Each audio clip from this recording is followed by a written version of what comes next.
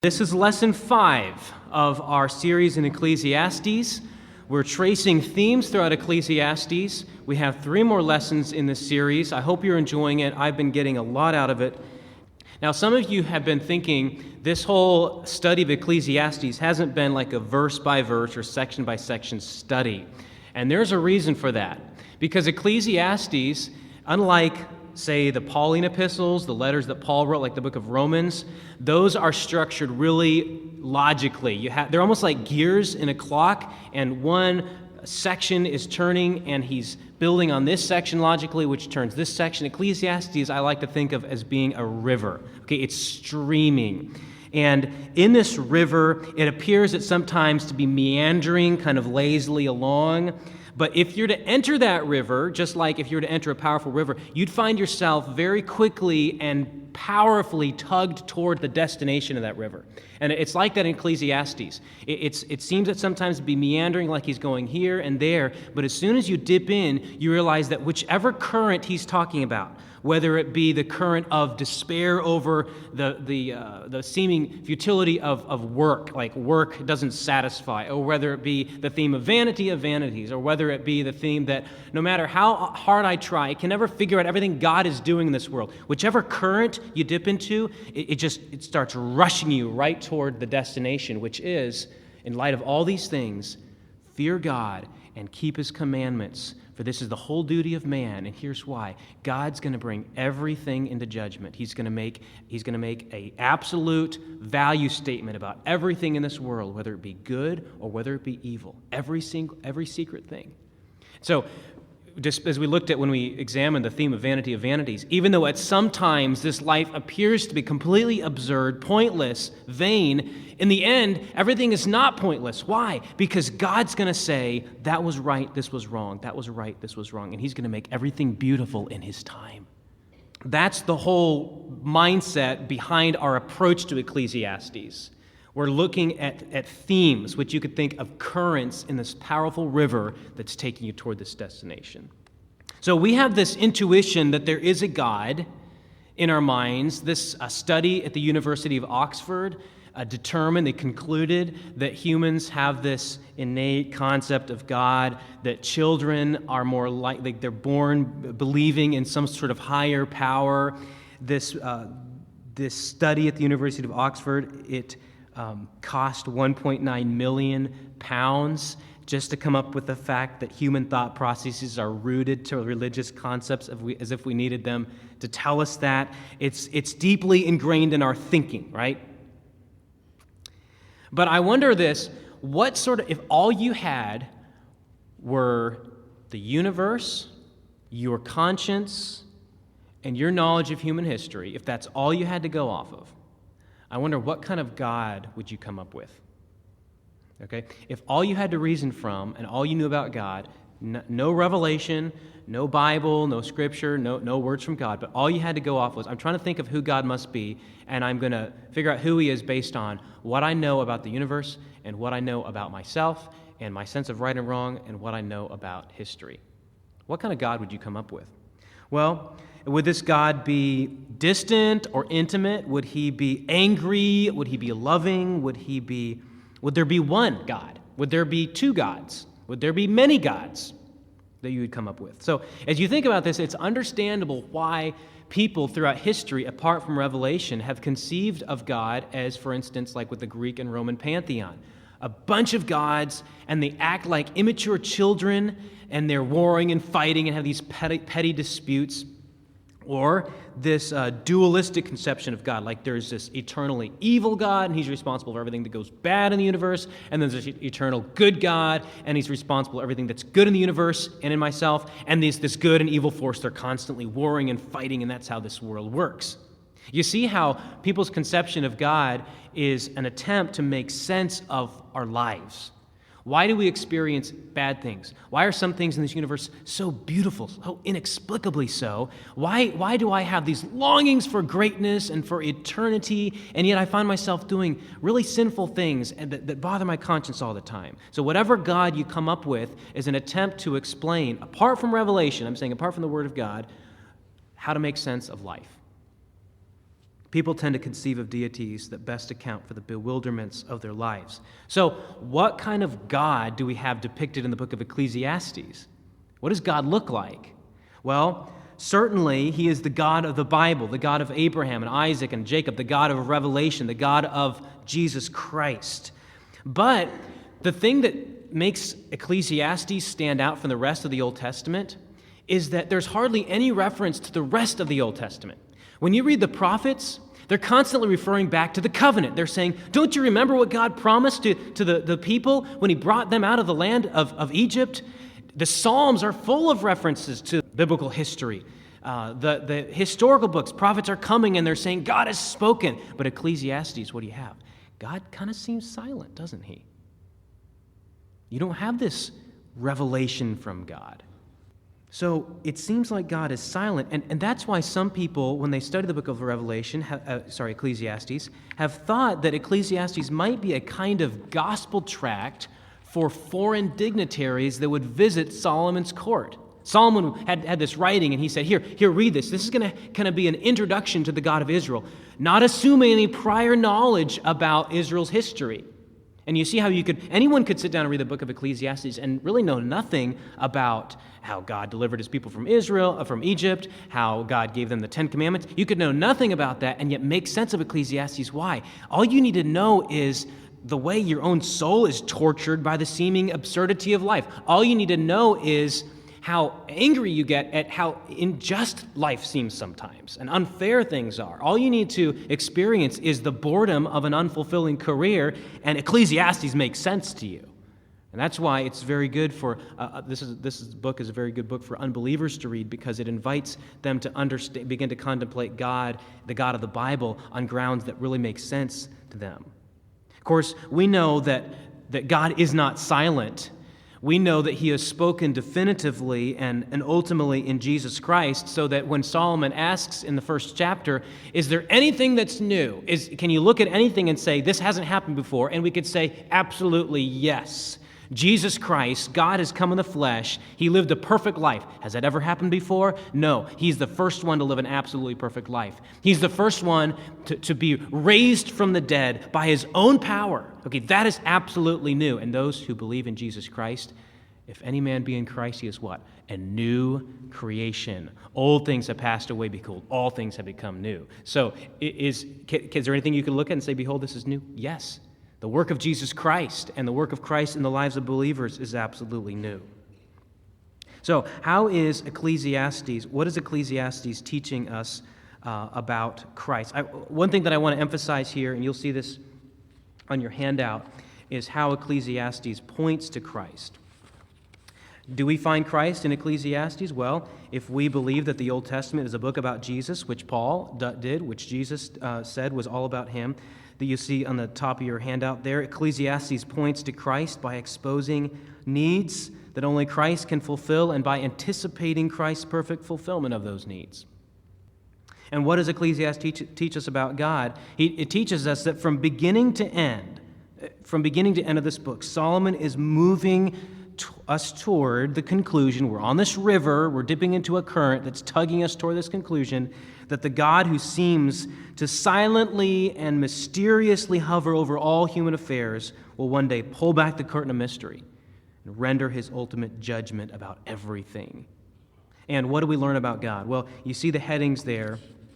I'll summarize them for you. God is creator. That's a theme about God in Ecclesiastes. God is sovereign. God is inscrutable. We'll explain what we mean by that. God is judge.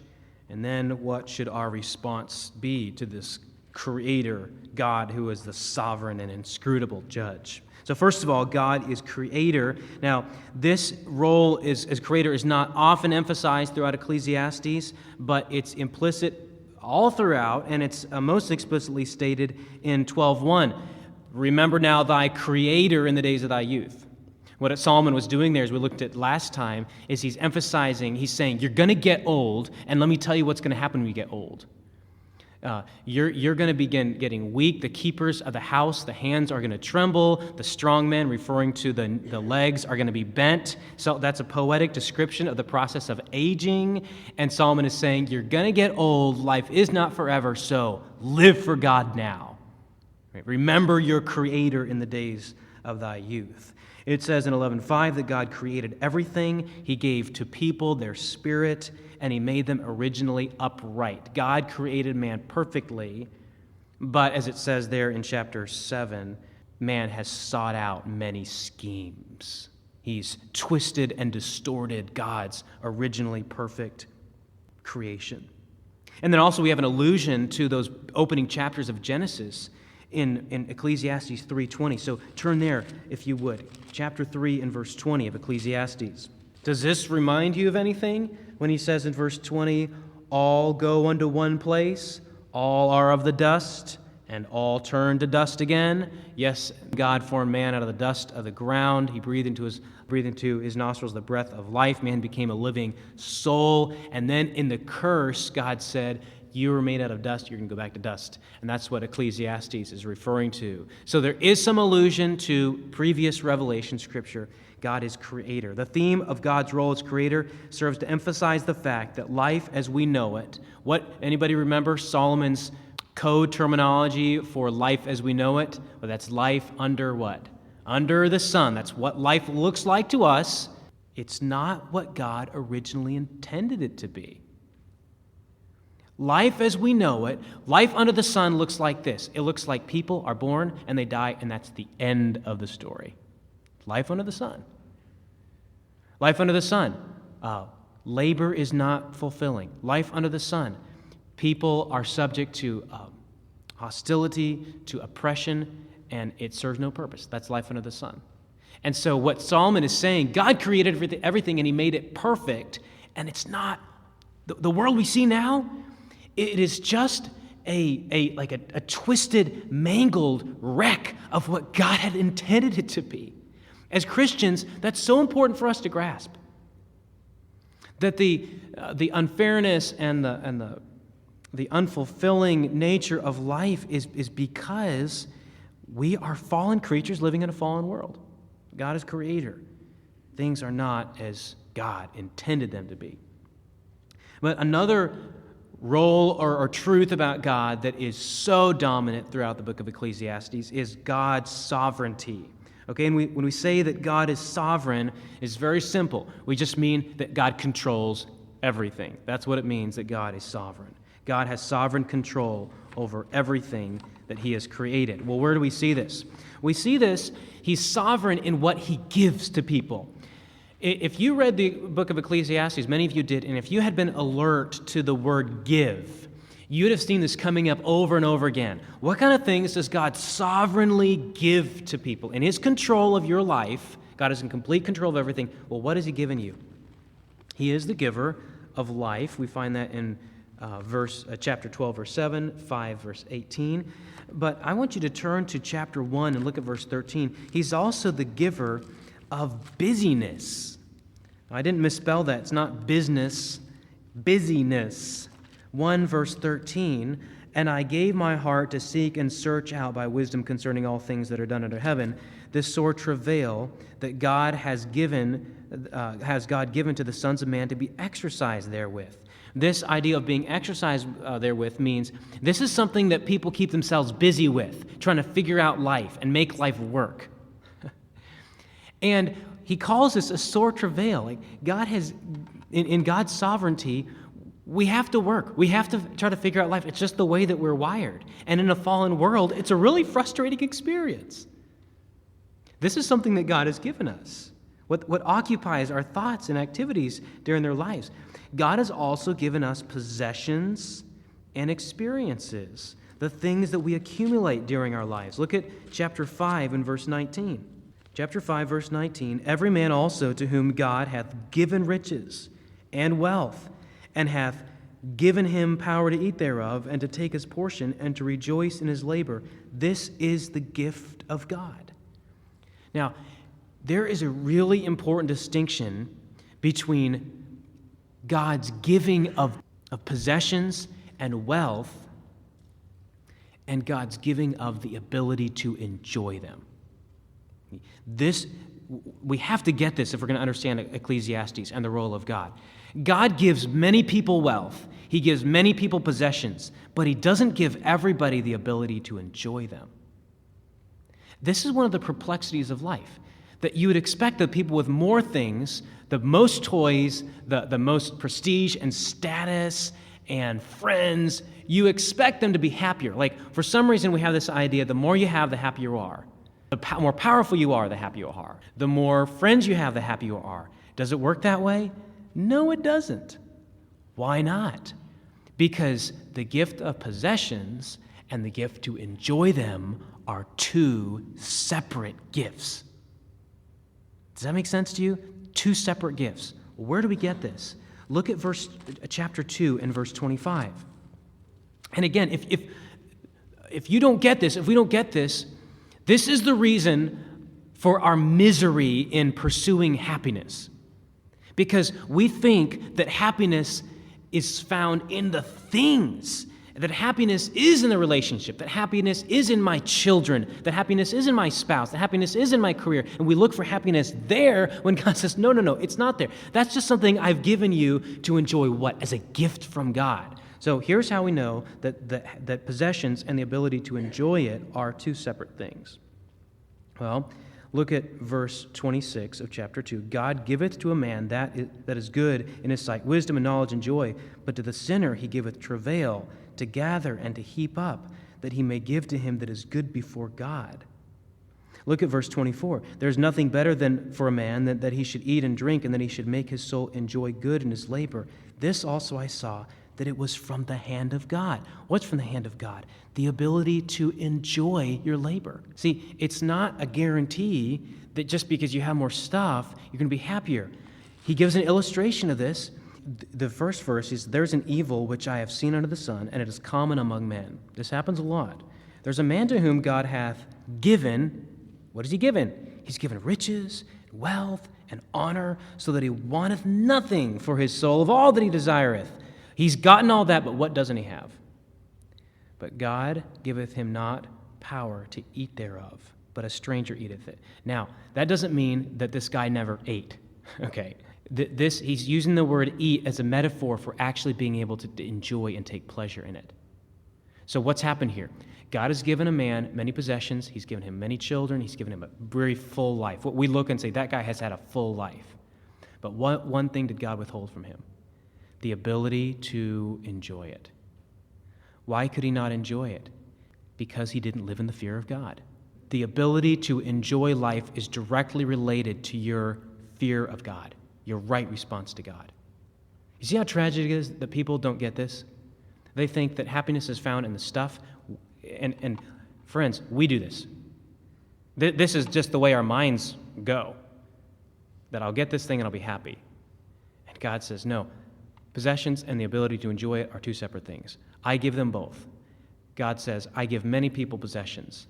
But to whom does God give the ability to enjoy those possessions? He gives it to those who fear him.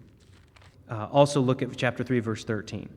Also, that every man should eat and drink and enjoy the good of his labor. It is the gift of God. Okay, so God gives life, busyness, possessions and experiences, pleasure, and the ability to enjoy them. And note, the possessions and the ability to enjoy them are separate gifts. And finally, God gives longings. He has put eternity, or he's put the world into the heart of man. So God is sovereign over what he gives, but he's also sovereign over time and events. That beautiful poem that we read in the beginning of chapter 3, to everything there is a season and a time to every purpose under heaven, a time to be born, a time to die, a time to plant and a time to pluck up that which is planted, a time to kill and a time to heal, a time to break down and a time to build up. This is saying everything that happens, all events in time are in the hands of a sovereign God, and he is the one who's going to bring everything into ultimate fulfillment.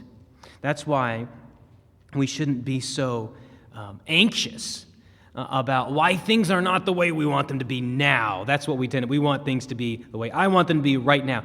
God is going to make everything beautiful in his time, and believe me, he will. He's going to bring we say, I want justice right now. God's going to bring every work into judgment, whether it be good or evil, with every secret thing. Nothing is outside God's ultimate consummation, bringing it to what he intended it to be. Like we said at the beginning, God is creator. This world is not what God intended it to be, yet he's going to make it that way. Everything beautiful in his time. Now, even though God is creator, he's made everything, and he's sovereign over all, it would be really nice if we could understand everything God is doing. Oh, I understand why I got this cold this past week, because God was going to actually kind of tweak that and help me out in this way. Or I understand why this friendship, this relationship was broken up. I get it why I had to break up with that person, because God is, he's turning my life around this way, and we can see it all. Wouldn't that be nice if everything made sense? And yet this God who is creator of everything, sovereign over everything, is also inscrutable. And by this we simply mean that we can never fully understand God's ways. Okay, that's what we mean by inscrutable. We can never fully understand God's ways. And this is what Paul was saying in Romans 11:33 when he exclaimed, "Oh, the depth of the riches, both of the wisdom and knowledge of God." Notice his descriptors here. How unsearchable are his judgments and his ways past finding out. Ultimately, we can't figure God out, and we don't understand everything that he's doing in our life under the sun. Some things that God does just confuses us. Some things that God does frustrates us, and we want to know why. Why has God done this? And this was Solomon's search. We looked at a few weeks ago, at Solomon's quest. Like Solomon was trying to figure everything out. He said, if there's an angle at which I could stand in which all of life is going to make sense. Solomon, he went all over the place to try to find that one angle, whether it be through pleasure, whether it be through a fulfilling career, whether it be relationships. If he could stand there and think, oh, it all comes together, now I understand why God has made the world, why the world is the way it is. And Solomon found out, no, I can't. And the wisest man who ever lived, no matter how long he searched, he can't do it. Why? Because there is this difference between God and us. Why is it that God to us is inscrutable? He's inscrutable because of how vastly different he is from us. Chapter 11, verse 5, it talks about God being the creator. He is our creator. We are his what? We are his creatures. Is the creature ever going to know more than the creator or even a fraction of what the creator knows? Absolutely not. This is one reason why God to us is inscrutable. Turn to chapter 5 and verse 2. I do want you to see this with your eyes. Solomon is giving instruction on how to approach God, specifically in the words we use.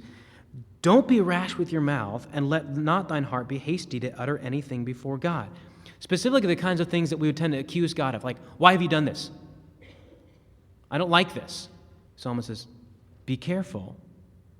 Why? God is in heaven, and you're on earth. Therefore, let thy words be few. Is this saying we shouldn't pray to God and bring God our troubles? No. It says that we shouldn't bring an arrogant, accusing attitude toward God.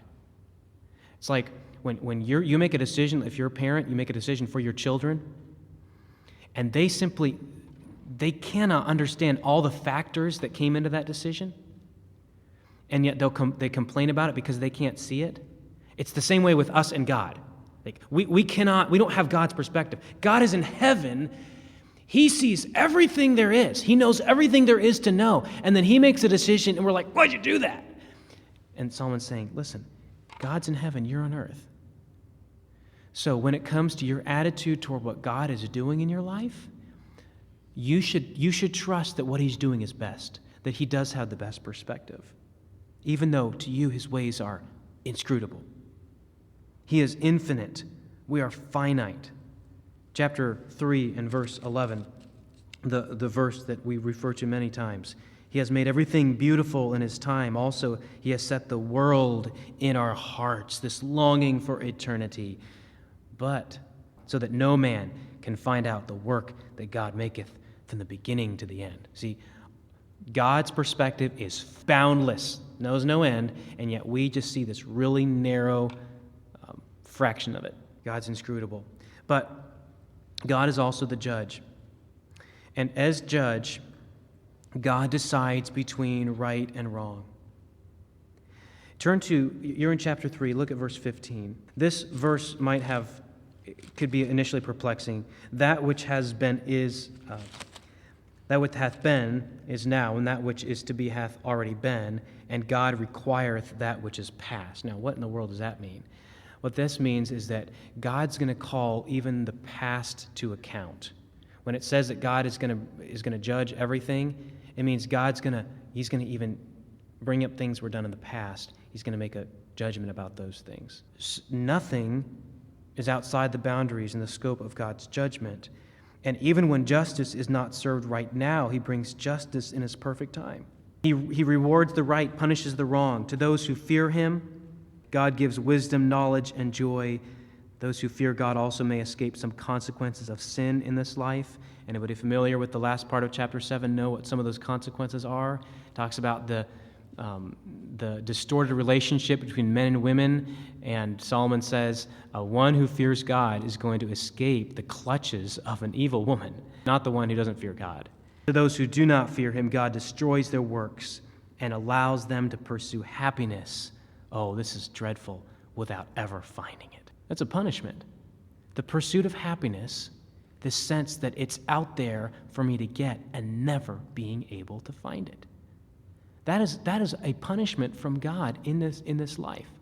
That's why it's so important for us to understand that happiness is not found in the things that God gives, but it's found in God. And finally, our response to God. What is the ultimate duty that's enjoined upon humans as a result of all these things? What is it? Fear God. Proper response to this God is called fear. And this doesn't mean that we're supposed to be afraid, that the primary emphasis is not being afraid of God, but on letting our attitudes and our actions being shaped by who God is. Okay, if this is the God I serve, if He is my creator, if He is sovereign over everything, even when I don't understand it, inscrutable, and if He's going to bring everything into judgment, then my response is, I want my attitude, I want my actions to be shaped by who He is. And this means, obviously, keeping God's commandments.